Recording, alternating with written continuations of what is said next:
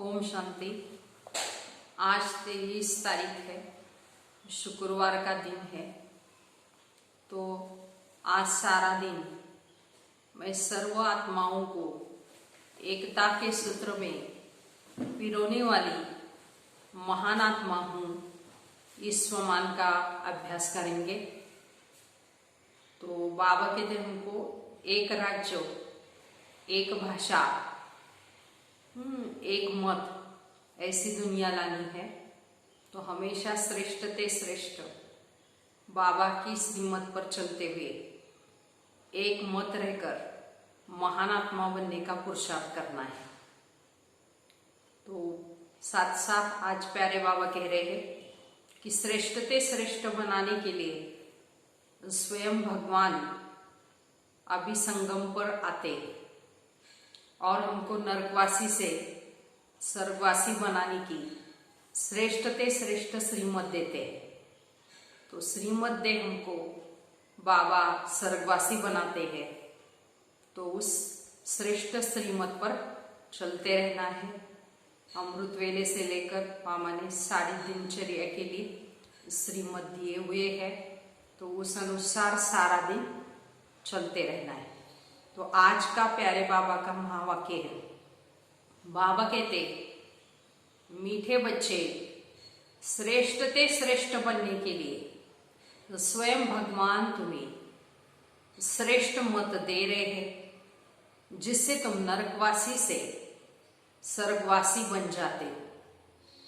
प्रश्न है, देवता बनने वाले बच्चों को विशेष किन बातों का ध्यान रखना है? उत्तर, कभी भी कोई बात में रूठना नहीं है, शक्ल मुर्दे जैसे नहीं करनी है, किसी को भी दुख नहीं देना है। देवता बनना है तो मुख से सदैव फूल निकले।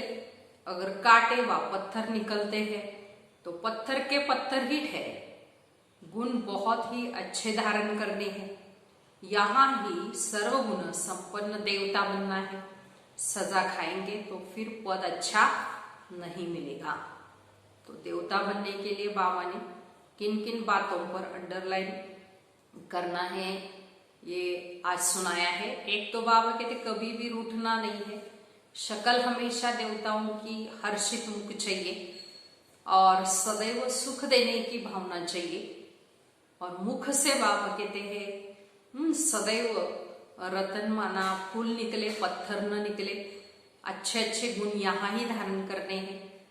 तो सतयुग में तो हम देवता होंगे, लेकिन सर्वगुण संपन्न या देवता बनने का अभ्यास बाबा कहते यहाँ ही करना है। अगर बाबा कहते फिर पुरुषार्थ नहीं करेंगे, सजा खाएंगे तो पद अच्छा नहीं मिलेगा, पद ऊंच नहीं मिलेगा। इसलिए पद के लिए पुरुषार्थ करना है। ओम शांति। नए विश्व व नई दुनिया के मालिक बनने वाले रूहानी बच्चों प्रति रूहानी बाप बैठ समझाते हैं। यह तो बच्चे समझते हैं कि बाबा वर्षा देने के लिए आए हैं, लेकिन लायक भी बनना है। हम लायक नहीं थे, कहते हैं प्रभु मैं लायक नहीं हूं, मुझे लायक बनाओ। तो बाबा बच्चों को समझाते हो, तुम मनुष्य तो हो, ये देवताएं भी मनुष्य है, परंतु इनमें दैवी गुण है, इसलिए इनको देवता कहा जाता है। तो इन्हों को सच्चा सच्चा मनुष्य कहेंगे। मनुष्यों में आसुरी गुण होते हैं तो चलन जानवरों मिसल हो जाती। दैवी गुण नहीं है तो उनको आसुरी गुण कहा जाता है। अब फिर बाबा आकर तुमको श्रेष्ठ देवता बनाते हैं। सचखंड में रहने वाले सच्चे सच्चे मनुष्य, ये लक्ष्मी नारायण है, इन्हों को फिर देवता कहा जाता है, क्योंकि इनमें दैवी गुण है। भल गाते भी है पतित पावन आओ, परंतु पावन राजाए कैसे होते हैं, फिर पतित राजाए कैसे होते हैं, ये राज कोई भी नहीं जानता। तो वह है भक्ति मार्ग। ज्ञान को तो और कोई जानता ही नहीं। तो तुम बच्चों को बाबा समझाते हैं और ऐसा बनाते हैं। तो कर्म तो ये देवताएं भी सतयुग में करते हैं, परंतु पतित कर्म देवताएं नहीं करते। तो उनमें दैवी गुण है। छी छी काम न करने वाले ही स्वर्गवासी होते। नरकवासी से माया छी छी काम कराती। अब भगवान बैठ हमको श्रेष्ठ काम कराते हैं हमारे से और श्रेष्ठ मत देते, तो उस मत पर चलना है। तो देवता बनने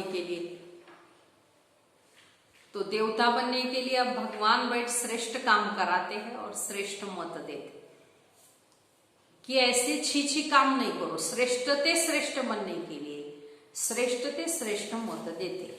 देवताएं श्रेष्ठ है, रहते भी नई दुनिया स्वर्ग में है, ये भी तुम्हारे में नंबरवार पुरुषार्थ अनुसार जानते हैं। इसलिए माला बनती भी है, पहले 8 की, वह फिर 108 की करके फिर 16,108 की भी कहे। वो भी क्या हुआ, तो इतने करोड़ों मनुष्य, इसमें बाबा इधर 16,000 निकले तो क्या हुआ, 0.25% भी नहीं। तो बाबा बच्चों को कितना ऊंच बनाते और रोज बच्चों को समझाते कोई भी विकर्म नहीं करो। तो तुमको ऐसा बाप मिला है तो बहुत खुशी होनी चाहिए। तो तुम समझते हो कि हमको बेहद बाप ने एडाप्ट किया है, तो हम उनके बने हैं। बाप है स्वर्ग का रचयिता, तो ऐसे स्वर्ग का मालिक बनने के लिए लायक सर्वगुण संपन्न भी बनना पड़े। तो ये लक्ष्मी नारायण बाबा कहते सर्वगुण संपन्न थे, तो इन्हों के लायकी की महिमा की जाती। फिर 84 जन्मों के बाद न लायक बन जाते। एक जन्म भी नीचे उतरे तो जरा कला कम हुई, धीरे धीरे ऐसे कम होती जाती है। जैसे ड्रामा बिल्कुल जू मिसल चलता है, तो तुम भी धीरे धीरे नीचे उतरते हो। तो 1250 वर्ष में 2 कला कम हो जाती है।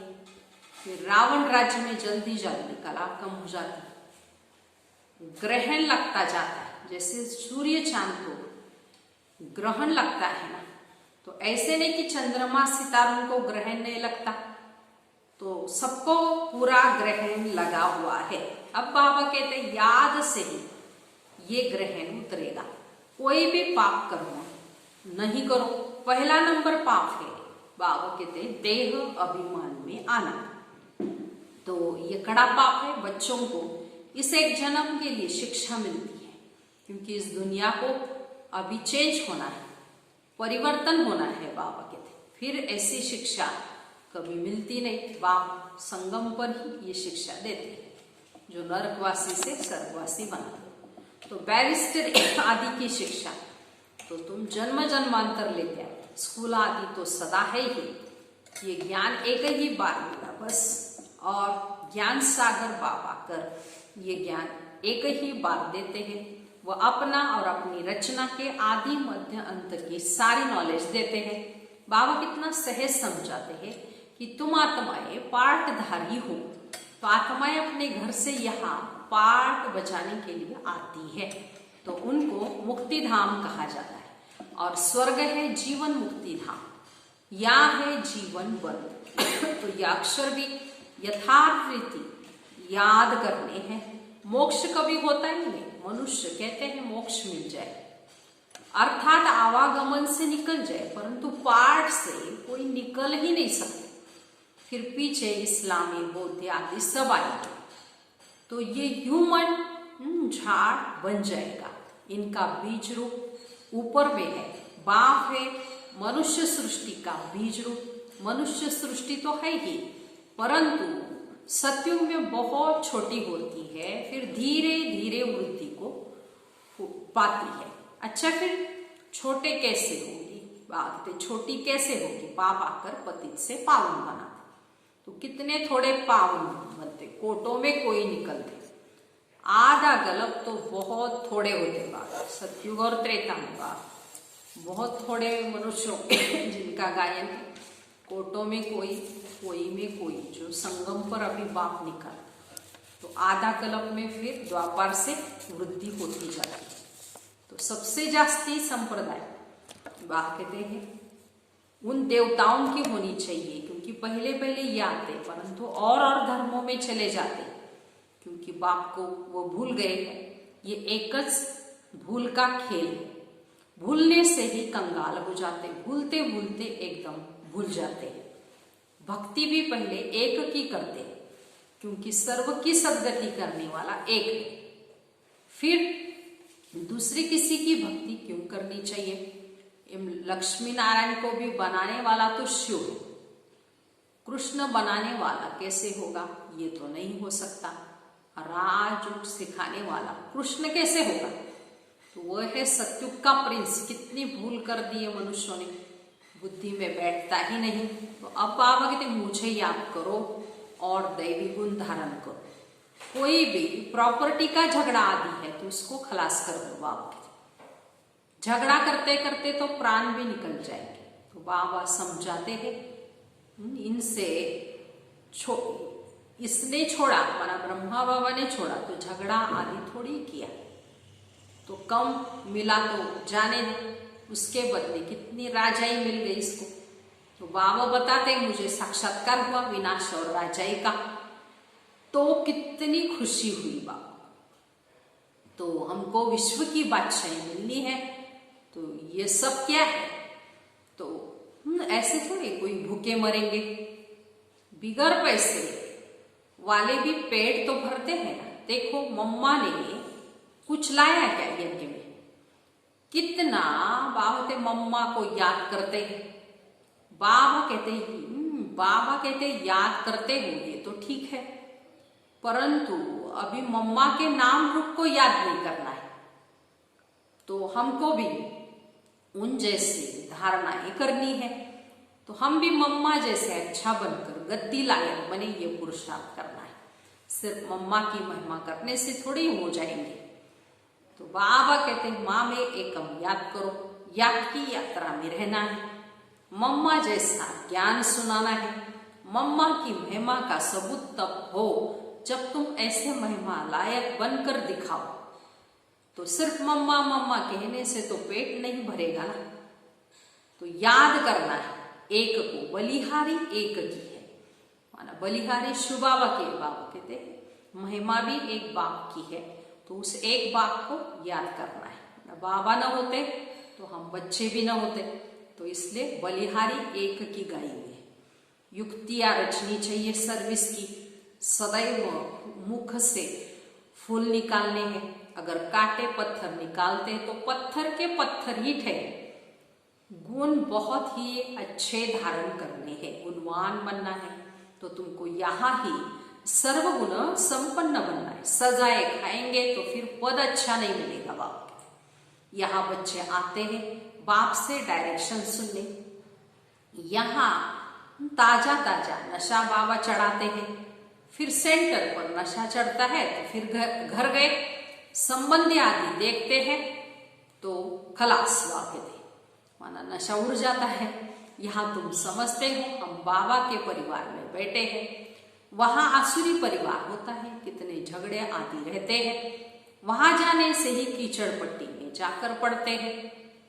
तो यहाँ तो तुमको बाप भूलना नहीं चाहिए। दुनिया में सच्ची शांति किसको भी मिल न सके अभी, पवित्रता सुख शांति संपत्ति सिवाय बाप के कोई भी दे नहीं सकता। ऐसे नहीं कि बाप आशीर्वाद करते हैं आयुष्मान भव पुत्रवान भव, नहीं, आशीर्वाद से कुछ भी नहीं मिलता। ये तो मनुष्यों की भूल है, पुरुषार्थ करना पड़ता है। सन्यासी आदि भी आशीर्वाद नहीं कर सकते। तो आज आशीर्वाद देते, कल खुद ही मर जाते। पोप भी देखो कितने होकर गए हैं। गुरु लोगों की गद्दी चलती ही रहती है। छोटेपन में भी गुरु मर जाते, फिर दूसरा कर लेते, या छोटे चेले को गुरु बना देते। ये तो बाप दादा है देने वाला तुम, तो ये लेकर क्या करेंगे? बाप तो निराकार है ना, लेंगे साकार। तो ये भी समझने की बात है। ऐसे कभी भी नहीं कहना चाहिए कि हम शिव बाबा को देते हैं। बाबा कहते नहीं, हमने शिव बाबा से पदम लिया है, दिया नहीं। तो ऐसे कभी नहीं बोलना चाहिए। बाबा कहते हम शिव बाबा को देते हैं। बाबा तो तुमको अनगणित देते हैं, शिव बाबा तो दाता है, तुम उनको देंगे कैसे? मैंने दिया यह समझने से भी देह अभिमान आ जाता है कईयों को, मैंने किया। मैं बोलते रहते हैं। तो हम शिव बाबा से ले रहे हैं, बाबा के पास इतने ढेर बच्चे आते हैं, आकर रहते तो प्रबंध तो चाहिए ना। तो गोया तुम देते को अपने लिए, उनको अपना थोड़ी कुछ करना है। शिव बाबा वो तो निराकार है, राजधानी भी तुमको देते हैं, इसलिए करते भी तुम, तो तुमको अपने से भी ऊंच बनाता हूं। तो ऐसे बाप को तुम क्यों भूल जाते हो? तो आधा कल्प पूज्य आधा कल्प पूजाए। तो पूज्य बनने से तुम सुखधाम के मालिक बनते हो, फिर पुजारी बनने से दुखधाम के मालिक बन जाते हो। ये किसको भी पता नहीं कि बाप कब आकर स्वर्ग की स्थापना करते हैं। तो इन बातों को तुम संगम युगी ब्राह्मण ही जानते हो। तो बाबा इतना अच्छी रीति समझाते, फिर भी बुद्धि में नहीं बैठता है। जैसे बाबा समझाते ऐसे युक्तियों से समझाना चाहिए। पुरुषार्थ कर ऐसा श्रेष्ठ बनना भी चाहिए। बाबा बच्चों को समझाते हैं, बच्चों में बहुत अच्छे, बाबा कहते दैवी गुण होने चाहिए। कोई बात में रूठना नहीं, शक्ल मुर्दे जैसे नहीं करनी है। आते देवताओं की शक्ल हमेशा हर्षित मुख होती। तो बाबा कहते ऐसा कोई भी काम अब नहीं करो। चंडी देवी का भी मेला लगता है।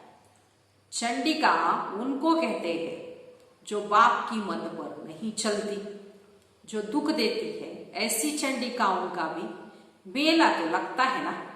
मनुष्य अज्ञानी है ना, अर्थ थोड़ी समझते।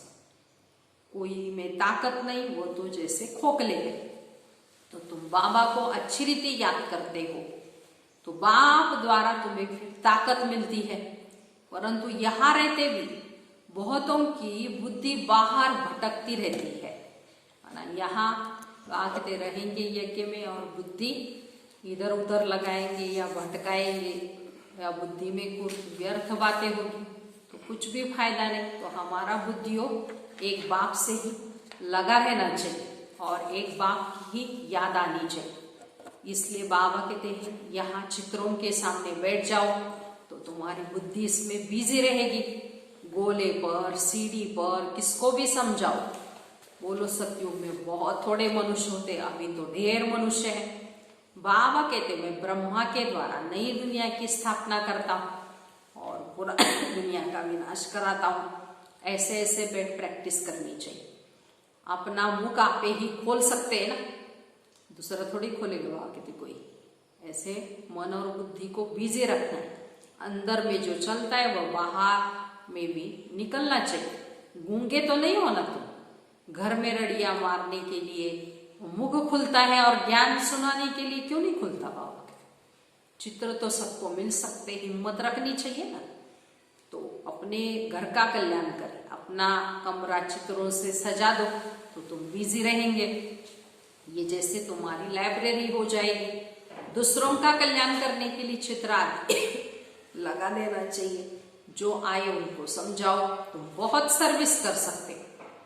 थोड़ा भी सुना तो प्रजा तो बन जाएगी ना। तो बाबा इतनी उन्नति की युक्तियां बताते हैं। बाप को याद करो तो विकर्म विनाश होंगे। बाकी गंगा में जाकर एकदम डूब जाओ तो भी विकर्म विनाश नहीं होंगे। ये सब अंधश्रद्धा है। हरिद्वार में तो सारे शहर का गंदा आकर पड़ता है गंगा में। सागर में भी कितना गंद पड़ता है, नदियों में भी कितना किचड़ा रहता है। तो उससे फिर पावन कैसे बन सकते? तो माया ने सबको बिल्कुल बेसमझ बना दिया है। तो बाबा बच्चों को कहते हैं मुझे याद करो। तो तुम्हारी आत्मा बुलाती भी है ना कि क्या हे पतित पावन आओ। तो वो तुम्हारे शरीर का लौकिक बाप तो है ही, पतित पावन एक ही बाप है। तो अब हम उस पावन बनाने वाले बाप को याद करते हैं। जीवन मुक्ति दाता एक ही बाप है, दूसरा न कोई। इतनी सहज बात का अर्थ भी कोई समझते नहीं। अच्छा मीठे मीठे सिकिलते बच्चों प्रति माता पिता बाप दादा का याद प्यार और गुड मॉर्निंग। रूहानी बाप की रूहानी बच्चों को नमस्ते। हम रूहानी बच्चों की रूहानी माता पिता बाप दादा को याद प्यार, गुड मॉर्निंग और नमस्ते। हम बनेंगे फरिश्ते। वाह बाबा वाह, शुक्रिया बाबा शुक्रिया। अभी धारणा के लिए मुख्य सार सुनेंगे। पहली पॉइंट है, मुख से ज्ञान रतन निकालने की प्रैक्टिस करनी है। कभी भी मुख से कांटे व पत्थर नहीं निकालने।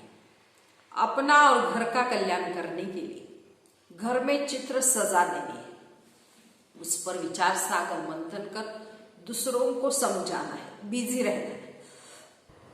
दूसरी पॉइंट है, बाप से आशीर्वाद मांगने के बजाय उनकी श्रेष्ठ मत पर चलना है। बलिहारी शिव बाबा की है, इसलिए उन्हें ही याद करना है। यह अभिमान न आए कि हमने बाबा को इतना दिया। आज का वरदान है, विश्व कल्याणकारी की ऊंची स्टेज पर स्थित रहे विनाश लीला को देखने वाले साक्षी दृष्टा बनो। विस्तार अंतिम विलास की लीला देखने के लिए विश्व कल्याणकारी की ऊंची स्टेज चाहिए, जिस स्टेज पर स्थित होने से देह के सर्व आकर्षण अर्थात संबंध, पदार्थ, संस्कार, प्रकृति की हलचल की आकर्षण समाप्त हो जाती है। जब ऐसी स्टेज हो तब साक्षी दृष्टा बन ऊपर की स्टेज पर स्थित हो, शांति की शक्ति की किरणें सर्व आत्माओं के प्रति दे सकेंगे। वैसे कहते विनाश की लीला देखने के लिए अपनी साक्षी दृष्टा अवस्था माना विश्व कल्याणकारी की ऊंची स्टेज बनानी है। आज का स्लोगन है, ईश्वरीय शक्तियों से बलवान बनो तो माया का फोर्स समाप्त हो जाएगा। तो ऐसे बाबा कहते मैं सर्वशक्तिवान हूँ और आपको भी सर्व शक्तियों से संपन्न बनना है। ओम शांति।